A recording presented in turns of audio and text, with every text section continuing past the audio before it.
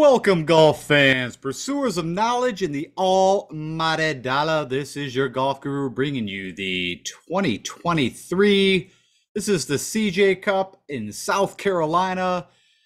And this is going to be, again, an all-in-one show where I'm going to preview the course.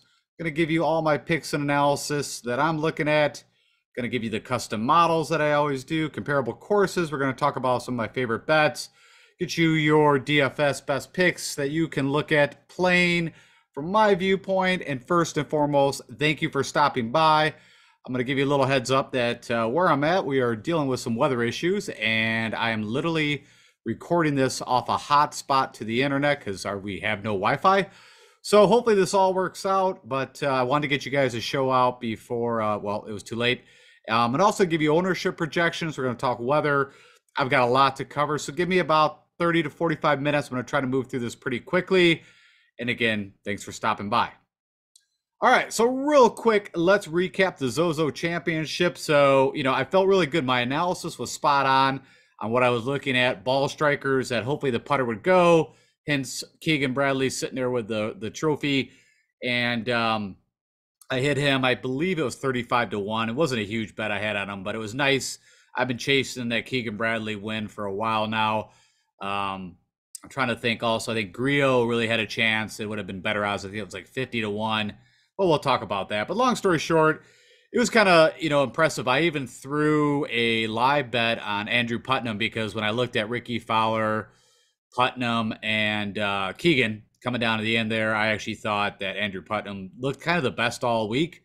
And also that I thought his putter would hold up over those guys. It came to fruition with Ricky Fowler kind of, falling apart with the putter. I think he missed a couple 4-footers, and I've got a bit of that. Also, I had Victor Hovland. I think he was 22 to 1, and no way possible when that Sunday was coming around where he was sitting, I believe, a few back, that I didn't think he would win, but he just came out and struggled on the front nine, had an eagle and kind of made a comeback on the back, but it just wasn't to be. I was pretty shocked that Victor didn't pull it out. And I already kind of mentioned these guys. Ricky Fowler, hey, another good showing for Ricky. He went back to Butch Harmon. He's got the new caddy. Seems like he's found something with the swing. And it wasn't been that it really hasn't been the swing for the last, year. He's actually been striking the ball great. It's been the putter, funny enough. And but he putted better. The greens were quite a bit slower than I was expecting, but right, they had a ton of rain the first couple of days. It was ball in hand. I always believe I don't know. You can kind of look at it either way. I've had kind of back and forth, but some guys, slower greens will help them out, especially if they're not reading very well. And then, of course, kind of Andrew Putnam. He's been playing some good golf and had a really good shot to get his second win. They showed all these guys were in quite a long drought to get the next win. So, if I had my hopes, I guess Keegan was right there, right? I had a decent bet, but I would have liked to see Griot, to be honest, make that comeback at 50 to 1. All right, enough of that. Let's go talk about the CJ Cup. So, a little bit about this. Again, this is a no-cut event, and last couple of years, it's been held in Vegas, and they actually are going to a course in South Carolina that we have seen before, the Congaree, where they play the Canadian Open, kind of, again, due to COVID. This used to be played at Nine Bridges, and I'm kind of shocked that they didn't. Actually, I was expecting the CJ Cup to be held over in Asia since they were already there, but you do have quite a few new faces playing in this, and it's actually the best field that we're going to see for a while. I don't know what you got, but I mean, it's got to be like, top 15 out of the, top 30 or something like that. You got the number one playing. You've got like a lot of the top 10 guys here. You got Rory, Rahm, you name it. It's a really good field, and it's, like I said, it's the best we'll see until we kick the season off in Hawaii at the Tournament of Champions. But they are going to be in Ridgeland, South Carolina. That's just 30 miles away from Hilton Head. I already mentioned that the Palmetto was played here to replace the RBC Canadian Open. And this course was founded back in 2017. It's a really cool course.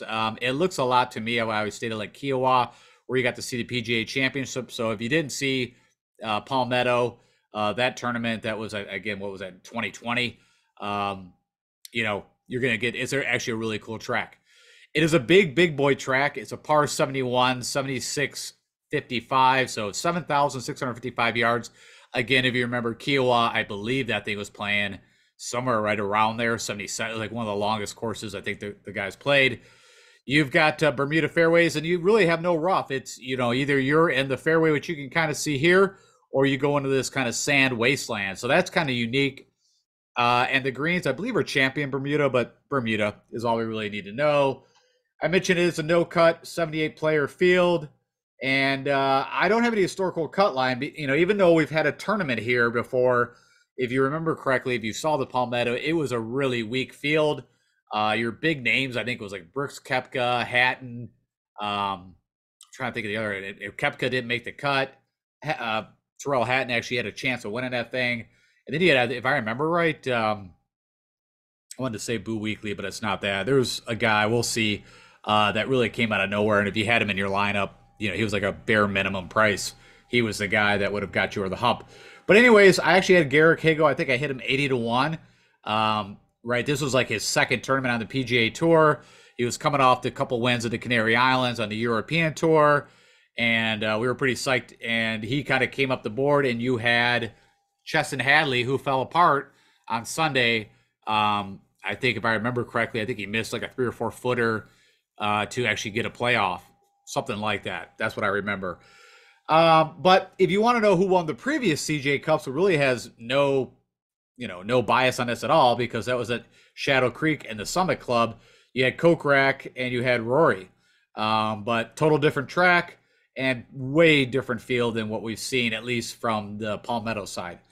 You got very large greens, over 6,100 square feet. You got a ton of sand all over the place. And actually, I think that's that's wrong information. It should just say wasteland and sand all over the place. You've got a lot of water here. So 6 water hazards, and 10 holes actually come into play for water. Course defense says wide, generous fairways. I already mentioned there's no first cut. There's no rough. They actually brought in large oak trees to even give the course a little more defense. We already talked about the water. There's marsh. Got some tight lies, and you get those Bermuda tight lies, so it can get tricky around the green. And I already mentioned the Kiowa Island kind of comp course. It says here it plays very firm and fast, so I don't know what the weather. I know what the weather is going to be there, but I don't know how much rain they've been getting down there comparative. But as far as I know, it should be fine. I stay here, scrambling around the green comes in. Of course, sand saves. And Aussie should do well here. This course is a lot like what you would see over on the Australian Tour. This looks very similar with all the sand in Bermuda and whatnot. So just side note, I think the only Aussie that I noticed in the field, of course, is Cam Davis. And we'll talk a little bit about him on the betting side. It's a Tom Fazio design. He also designed Shadow Creek. And says here, it plays like an older 71 British Australian sand belt course, as I just said.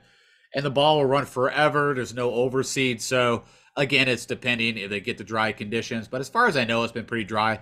I haven't seen anything that they've gotten a ton of rain down there. All right, that's enough from the course breakdown. Okay, so again, remove that, and now you get a little better look and feel of the trees, the really wide fairways, all this wasteland. You got water protecting some of these fairways, some of these greens. And if you want to get a kind of a bit of an overview, kind of walk from the front nine, you can see, the short of it is we need the best ball strikers, guys that got, serious length. We'll get into, how many holes kind of break down. We do the scorecard, but it's a pretty tough track, and I don't think I put. We'll see what the score was. I think it was like 15 under is what won it for Garrick off the top of my head. Let me go see real quick. 10 under. Okay, so I take that back. So it's a pretty tough track.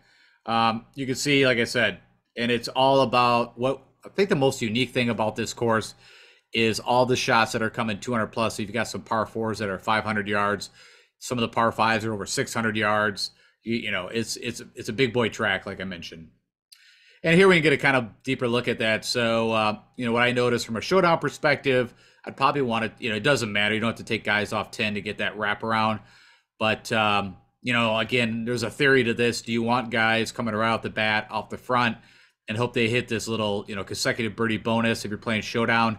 Or do you want guys to get some swings in, get warm up before they make that turn? So, I think I kind of lean, I've always said this, to for me personally, and what I've seen is I like guys going off the back, let them get some holes under them, and then when they hit this easy track right here where you got the 2 par 5s, even though that's a big boy par 5 there at 645, but you got a drivable par 4, and you got one more drivable par 4, or close to, depending on the run and how dry it is out there, 360. So again, that kind of gives you a breakdown. The usual, you've got 6 birdie opportunities, 6 bogey, and then you got these kind of, neutral ones.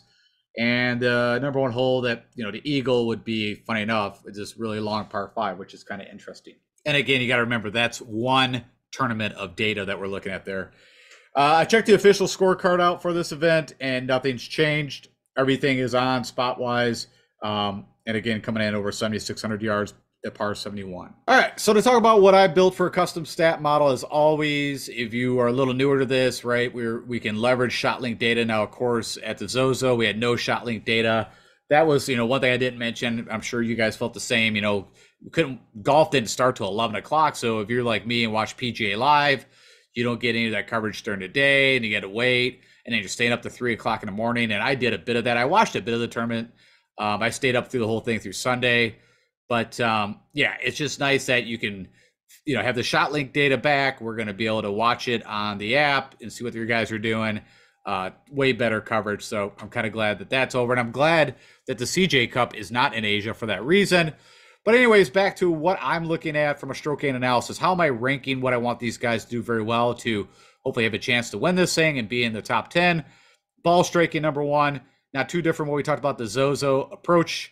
And then off the tee, we want guys that have distance and hitting fairways. You have to have some accuracy to give you those opportunities. I already talked about the 2 drivable par 4s.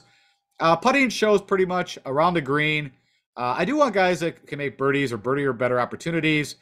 The prox to the pin is crazy high, almost 30% from this 200 plus. So that is probably, out of all this, is one of the key things that I'm looking at.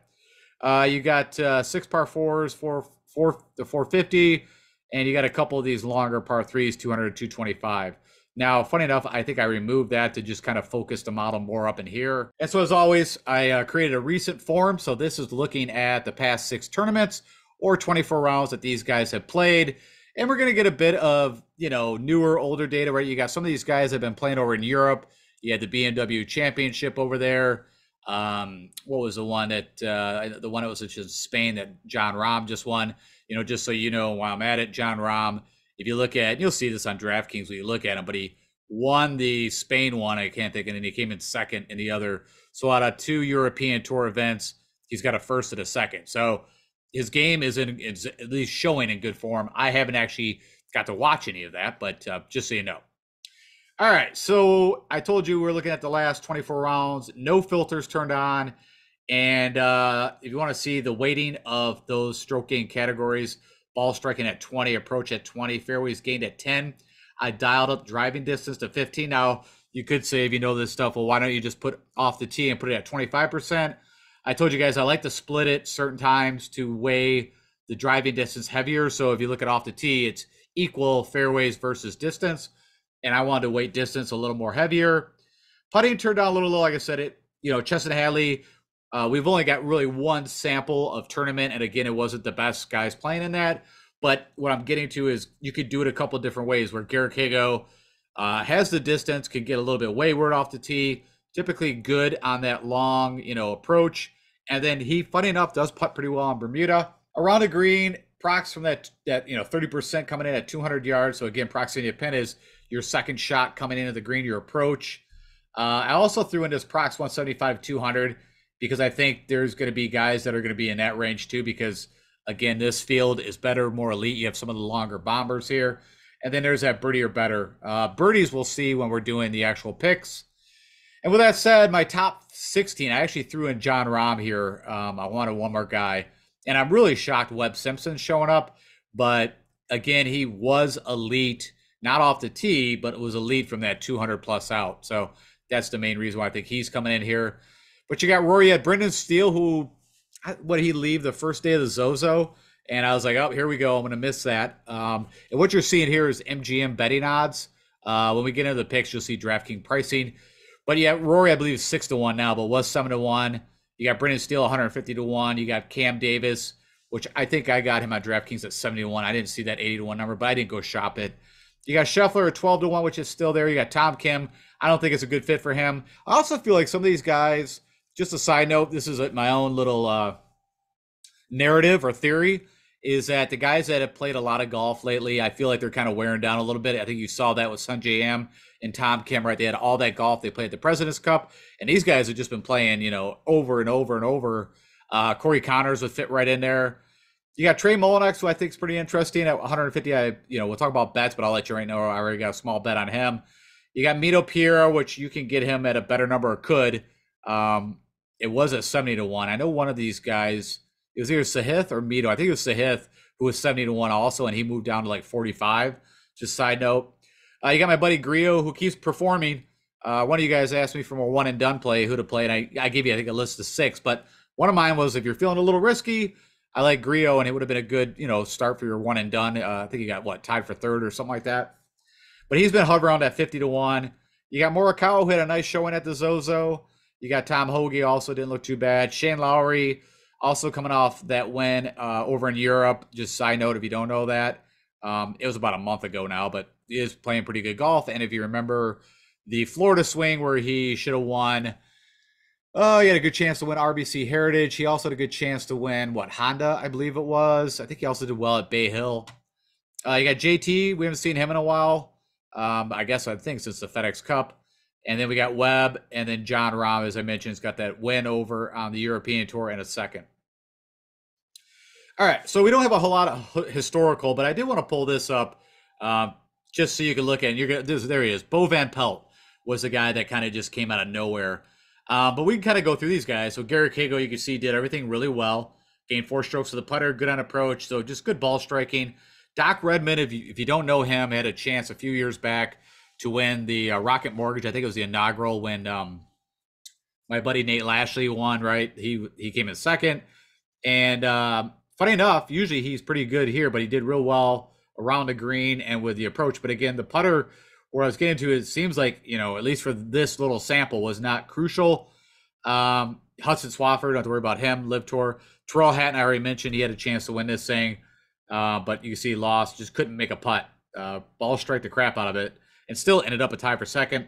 There's Cheston Hadley. I mentioned, a different way of doing it. He just putted lights out until he needed to on Sunday, but actually lost on approach, but just, made everything he looked at. I'm not going to go through each of it, but there, Johnny Vegas, we know he's, his weapon is the driver, but also did it with a bit with the approach, but not anything around the green or putting. Ryan Armour had an 8th, but again, you got to remember the field is so much weaker, but Matthew Fitzpatrick is in his field. Not someone to sleep on because we know he's, gotten a little more length, right? He won the PGA Championship, I believe, or was that the U.S. Open? I think it was the U.S. Open now, sorry. Neither here or there, but has played here. So just so you get a little bit of flavor. But like I said, for me, ultimately ball striking, and you're going to have to be hot with a putter. It's such a different field, but at least you get a little taste on that. And then what I did was, for you, everybody you see here played at the Palmetto, and also put them against my model. So again, this would be at Congaree, the course they're playing. This was the field back, I guess the previous year. And just if you're curious where they ranked. So Terrell Hatton against my model, which I said he had a second. Seamus Power Reeve, elite with the irons, but short off the tee, but very accurate. You got Fitzy Luke List. Again, I think it's an interesting bet. I believe you're getting him at 150-1. So Harris English seems like a little better for you. Got Benoit Anne, who I'm going to forget the tournament. I think it was the one that Hughes won that he had a good shot or had a good opening round. You got Fleetwood, JJ Spawn won the Valero. Scott Stallings, I think, is a good fit here. He's got that length.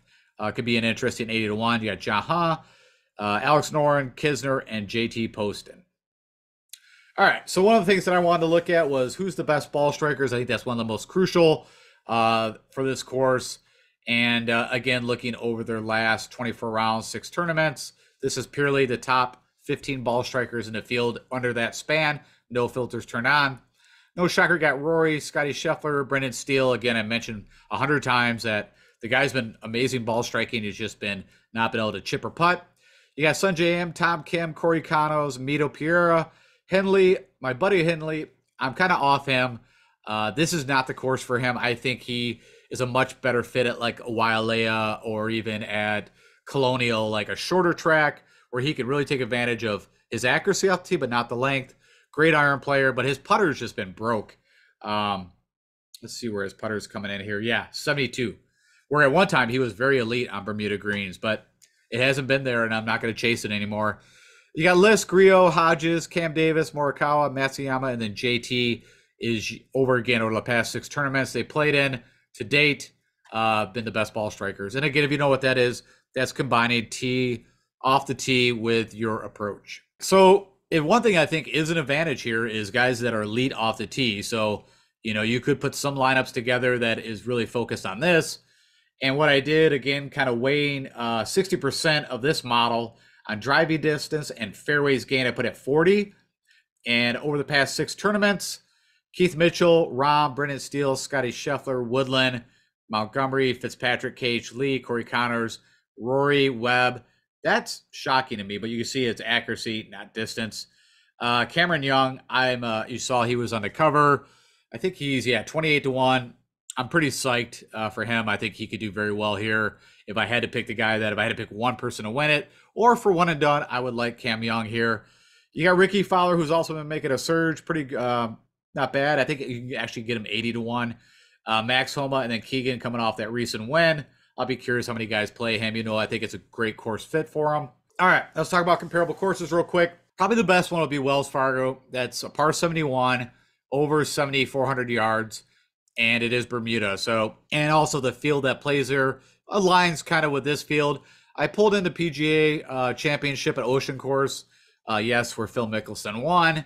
And then I also pulled in Bay Hill, where they played the Arnold Palmer, again, Bermuda. I believe that's par 72, 7,500 yards, something like that. Of course, we're going to look at Congaree, where they played the Palmetto. And then there's some similarities to the CJ Cups Pass, Shadow Creek, and the Summit. So that's what I'm using from comparable courses. You plug that in, and funny enough, against my model, Victor Hovland comes in number 1, again, over the past 24 rounds on these tracks. You got T-Hat, Rory, JT, Morikawa, Rahm, Matsuyama. I don't know if you guys saw my tweet that I put out, and I think I got it out right after it just locked, that he pulled out of the Pro-Am and was having back issues. So, side note, I don't think he had that good of a tournament. Comparative, of course, he won there the previous year on that track at Accordia of Narshino or whatever. So, I don't know. I'll be staying away from Hideki. Connors, Keegan Bradley, of course, who won the Zozo, Scotty Scheffler, Griot, Killer Keith, Ricky Fowler, the Hoagster, and Aaron Wise. I think a lot of people are going to get a little sleepy. He's kind of been under the radar. He was kind of like really high up there for a bit, and it's kind of fallen back a little. I think Aaron Wise could also have a really good tournament here. All right, so I apologize. I'd like to get my betting card out to you guys actually on Mondays so that you can take advantage of anything that, you know, before the money starts to come in. But you can still get Cam Davis. So that one, I think I got a 70-1. But Mito Piro, I got a 70-1. This is all on DraftKings Sportsbook. Cam Young, still 28-1. But Luke Lish, you can get him at 150-1. I'm good with that. And then I believe it was Sahith that I got him at 70-1. And then it's dropped down, I believe, to 45-1, at least on DraftKings Sportsbook. And then Taylor Montgomery, you didn't see him in any of the models, but he's a guy that I'm going to be recommending and I'm going to be playing, and I bet. I think this course, so if you don't know much about Taylor Montgomery, he bombs at about 340, and he's freaking maybe one of the better putters on tour, at least what I've seen. It's ridiculous. This guy just does it over and over. You can see actually in this field, over the last 24 rounds, he leads the field in putting. His irons are atrocious. So if he has a decent iron day, he could easily win this tournament. So anyways, that's my betting card. And let's go real quick. We'll jump over into Fantasy National, and I'll tell you who I'm playing from a DFS side. Okay, so I've hopped over into Fantasy National, and as always, I will be using DraftKings pricing, but of course, you can use these picks on Yahoo, FanDuel, whatever you want. And I've got no filters turned on. I've already done some pre-work on this, and I'm going to just walk through. You're going to see me pick these on the live and explain. I'm not going to dive into all the details as usual that I typically do, but I'll give you the highlights of where I'm thinking. And like I said, you can follow what I'm doing, of course, go on your own, but you're getting to see some more information. And as always, if you are betting or playing DFS on golf, you got to check out Fantasy National. I highly recommend it. I've been using it for the past 8-10 years, whatever it's been. Okay, so real quick, what you're looking at here is what I call a mini model, and you get 5 key stroke gain categories that you get to select from out of a ton. The number one is ball striking that I'm going with approach off the tee. That proximity I mentioned at about 30% of the time, at least what we're coming off on the Palmetto. And I believe that to hold true once you look at the yardages. And then also I even plugged in because I'm looking for really good ball strikers, guys that are good 175 to 200, which is a little unique. Usually I throw putting in there, but I'm not as concerned about the putting. It seems like to me that these greens are not too complicated, if I remember correctly. And you're going to see here birdies. I do believe it's going to be better scoring. Now, I don't think it's going to get like 20 under, but I have a feeling that these guys will get more around 15, 16 under will be the winning score. So if for some odd reason they have that out there that you can bet on it, that's what I'm feeling. And of course, from a birdie perspective, this is over the past 24 rounds. You want to see guys like what Rory's doing here with this big green, upslope. You also get to see recent results and then tournament history, but we really cannot look at this at all because, of course, it's on a total different course. It's not Palmetto. So unless Garrick Higo or something like that, I'll still click on it because if I see, I believe, it'll be Palmetto. It won't even pull it in. Don't worry about it. You already got to see the Palmetto stuff, but don't worry about the tournament history. Tournament history means nothing because of the name of the tournament when it's actually on a total different course. Okay, I think you guys get that. All right, so right off the bat, you got 4 guys that are coming in at the 10,000 range, and I'm going, and I'll tell you why, with John Rahm. Again, I told you his game is amazing. You're actually getting him, a couple $100 less than Rory. And also the ownership right now, I already looked at, and I'll show you, Rory's projected ownership is like almost 45%. Rahm somewhere around 25%. So if you're picking a leadoff guy, I'm going to go with Rahm over Rory, and that's pretty much simple. You can see at least what we saw at the FedEx Cup, what these guys were doing, but these guys have been playing a bit over on the European Tour. And from my own knowledge and remembrance, Rahm's actually played better than Rory, at least at the European Tour events. Scotty Scheffler, a bit of it for me was, I don't think he won a point at the President's Cup, and that's the last time I saw that guy play golf. Now, he is still the world number one, and he's great. But again, if I had to make a decision out of, I'm going a little more recent form, and also what I know, John Rahm was the most elite with Rory off the tee. So, that's a bit of what I'm also ranking. Also a great ball striker. You can see they're very similar on all the fronts. So it's kind of, what do you do? I mean, funny enough, Rory came up number one in my model ranking under this over the last 24 rounds of golf. But that's what I'm going with. But you got a decision there. So then you get into the 9s, and let's see who we got all the way to Morikawa. I'm going to go ahead and pick Victor Hovland. Again, I like his game. The putter just kind of let him down a little bit on Sunday, or he should have actually won the Zozo. And then if I had to pick another guy in the 9s, it'd be Sam Burns.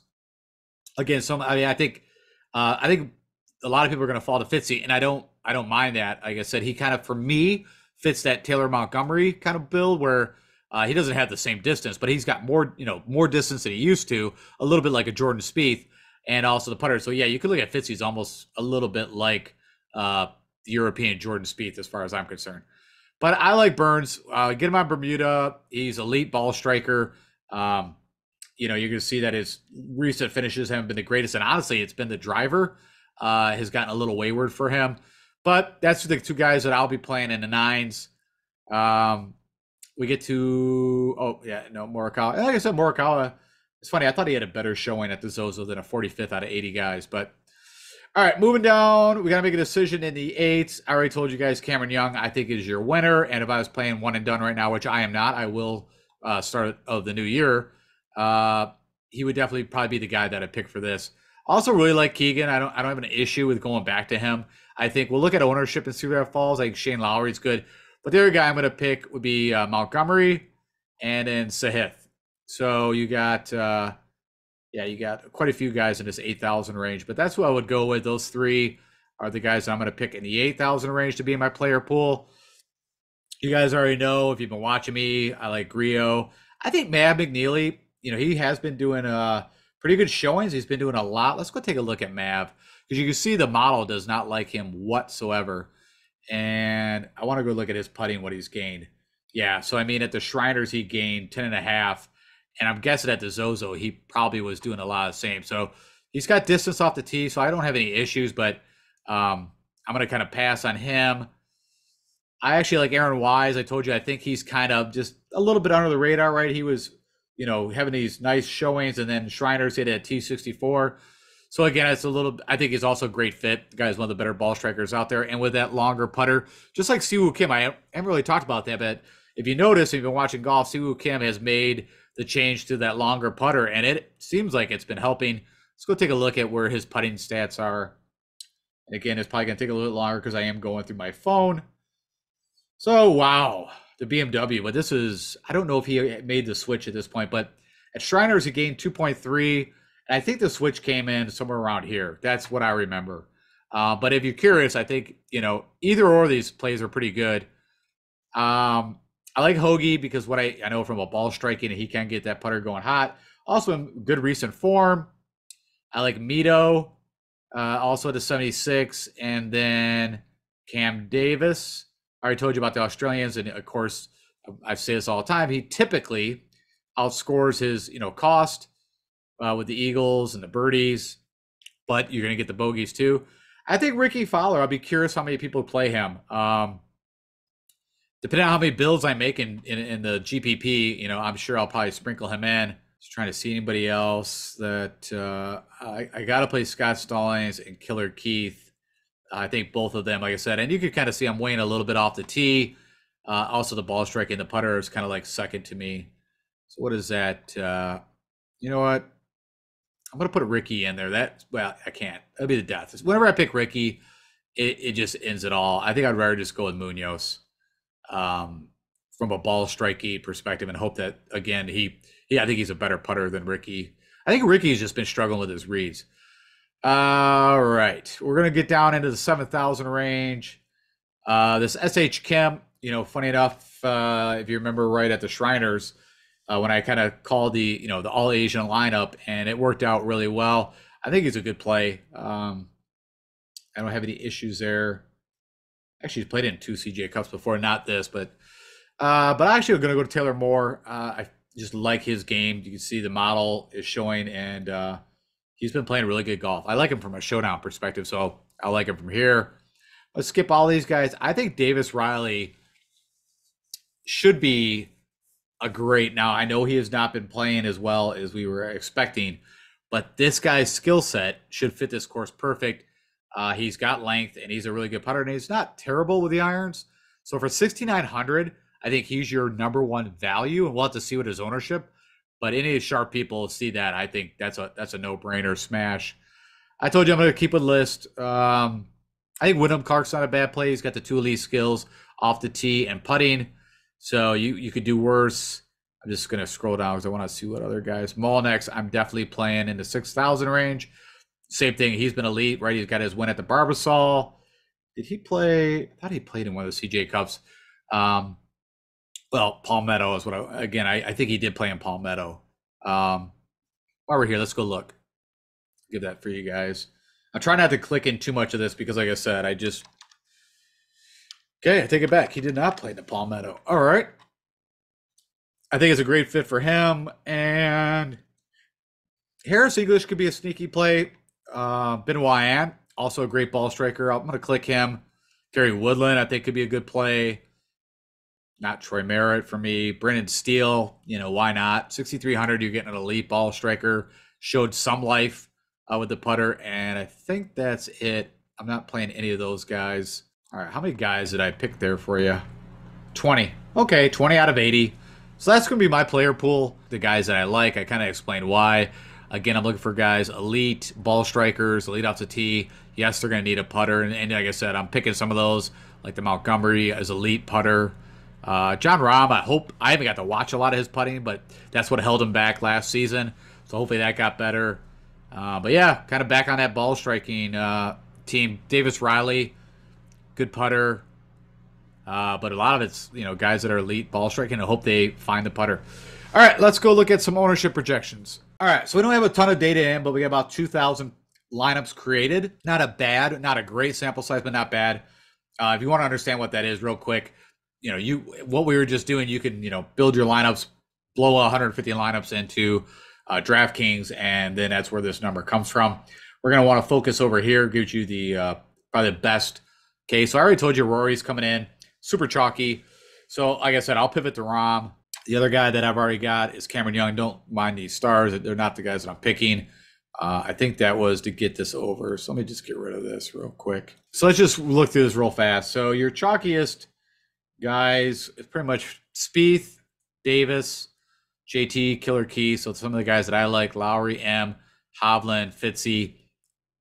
Makes sense. Let's go down, not to the zeros. Just try to see if there's someone down here. Benoit Ann, I think is a good play at 2%. Wyndham Clark, I have no problem with. Ryan Palmer, I just always have a kind of a hanking. I mean, he could show up here. Sahith at 3%, I think if that stays that way, I think that's crazy. I think this is a great course for him.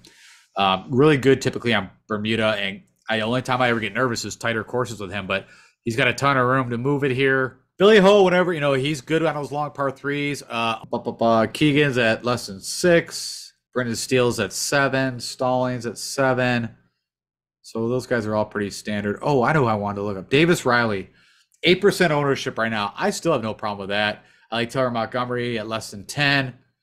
All right, so that gives you some ideas of where the guys are coming in from an ownership perspective. Real quick over to weather. If you are going to be doing Showdown, you're going to want to pull up this Hilton Head Island single 10 beach. And the weather looks perfect. I'll just cut right to the chase. I don't see no advantages. There's no issues with wind. At least, again, going out for the first couple of days, I just want to take a look. So you got a little, says wind in the morning, but I never trust that. It seems like anytime you ever, and that's nothing to even worry about, 7 to 13. So keep an eye on it, but I just wanted to show you where to go. And but it looks like perfect weather coming. So the guys should be able to go also, again, go low. All right, let's jump back and I'll wrap this thing up. All right, guys. So as always, thank you so much for watching. And it's funny, as I just noticed, as the CJ Cup Summit. So this is an older slide, but from last year. But and you got Terrell Hatton on there. Again, I'm actually excited. We got shot link data. We got an amazing field, the best field that you guys are going to see on the PGA until next year. So enjoy the golf. And as always, enjoy the football. I know we're all kind of got double duty mind share going on. And again, if for some reason you are new to the show, usually do a little more production value, a little more in depth, but just like I said, with this time of the season, I'm just, PGA is not on the mind, but for my loyal followers, you guys, I'm going to keep on doing this for you, and all the best of luck to us. All right, guys, I'll talk to you guys next week. Take care.